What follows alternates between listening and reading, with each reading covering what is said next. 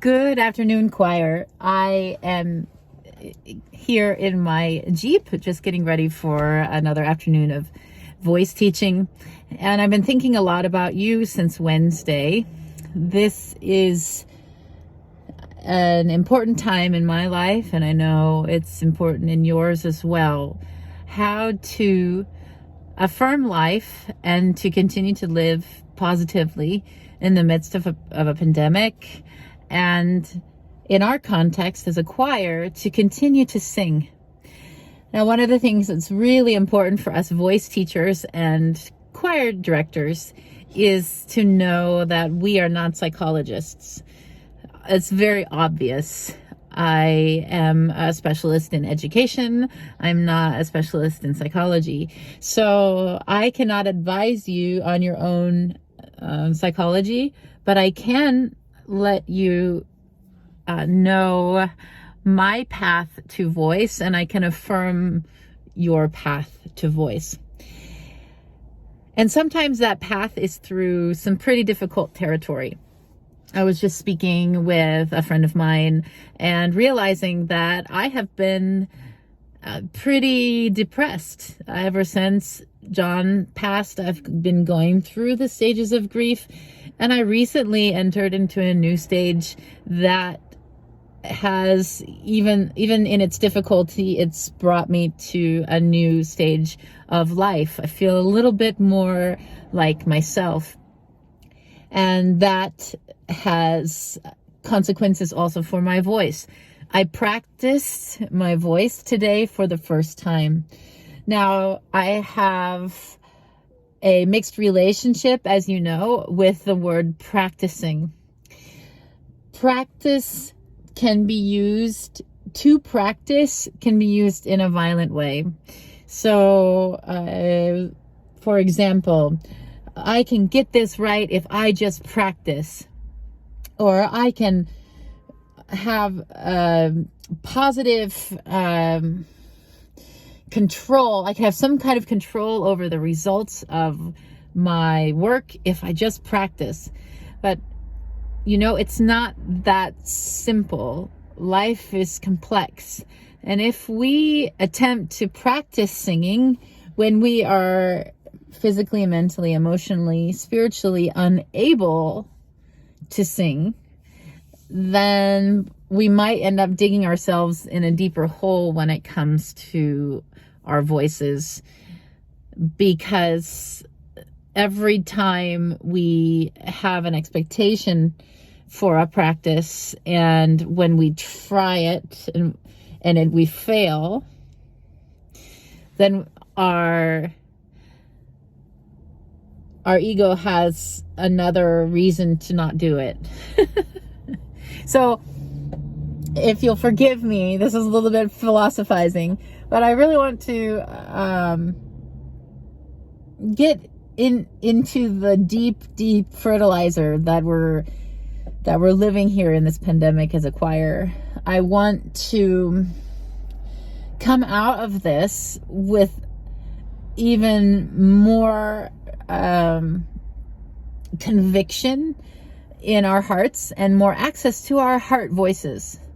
So I feel like we were accessing those before the pandemic hit. I feel like we were getting the feedback from the congregation, and I think you all were feeling that too, that we were really starting to plug into what it means to be spiritual beings making joyful sounds to God and to the God that we see and experience in all the people in our congregation.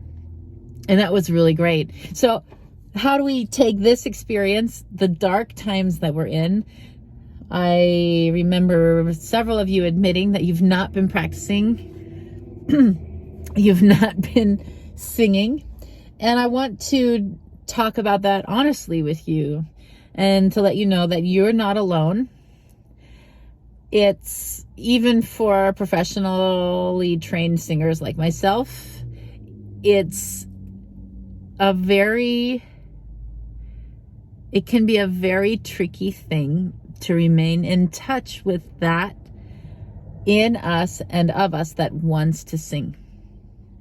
So the question that I have for you and that I'd like you to think about is, can you envision and can you trust and can you live in a reality that, in my opinion and experience, God has created for us, which is that singing is inherent in the most simple, beautiful aspects of what it means to be human.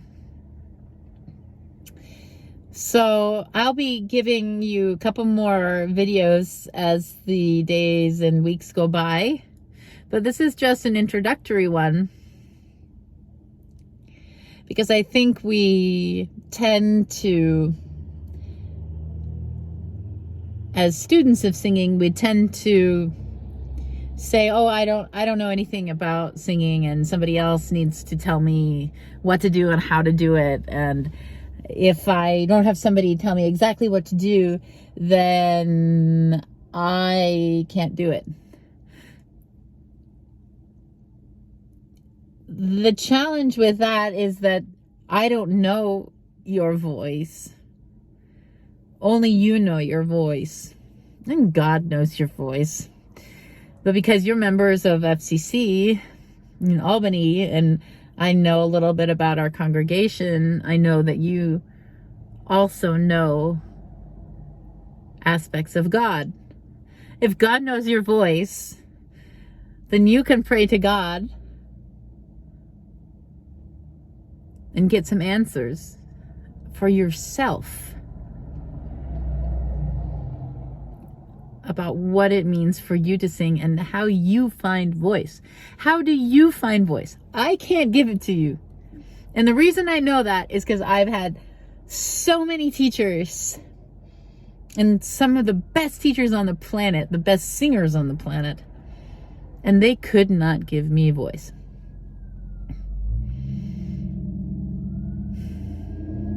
And certainly the best choir directors on the planet could not give me voice. In fact,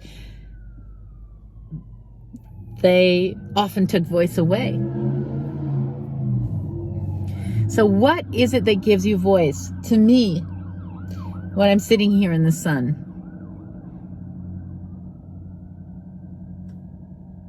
I feel its warmth on my cheek.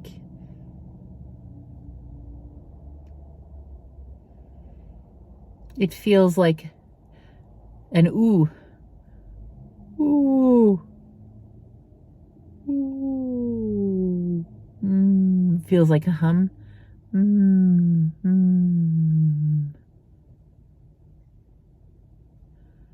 I see a bird fly from tree to tree and I think, wee, wee. I remember what it was like to hear the rain on the roof when I was a kid. And I think, yay, it's raining.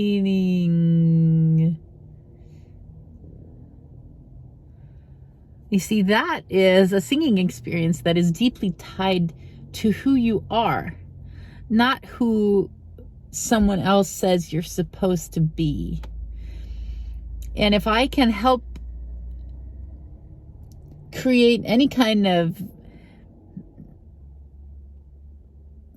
insight into reality for our choir, it is that in that empowerment, we will touch the most people, including ourselves, because then our voices are very integral in who we are, which I think is what God's message is anyway. It's, she is in us and of us, and we are her instruments. We're not separate. At least that's my interpretation. So this week, please think of your assignment is to find voice in the simple things. We're going foundational this week. And I want you to legitimize those experiences of voice in your life. So there are two ways you can go about this assignment. You can go about it thinking, oh, I'm not a singer. I won't find voice in anything because I'm not a singer. And you can say, oh, well, I stubbed my toe and I said, ow. I don't know if that's voice or not. But so you see how there's no certainty there. There's no self-realized affirmation in that. I want us all to be voice realized, I guess is what I'm going for. I want you to don't stub your toe. But if you think of stubbing your toe and how voice is in that, I want you that to be your voice going, ow. And then when you come to choir practice, we could sing the word God with the same ow. That's human experience, and that is voice linked to human experience. So that's our foundational work for this week. If you could come to choir practice on Wednesday with, let's say, 2 to 3 examples of this organic ways that voice expresses itself in your life, even pre-singing, which are all these examples that I just gave you, then I would like you to share one of those and we can chat about it. Thank you very much. I will be giving you some more information via email. I really hope you have a great weekend exploring your organic voice. Thank you all, choir. I love you.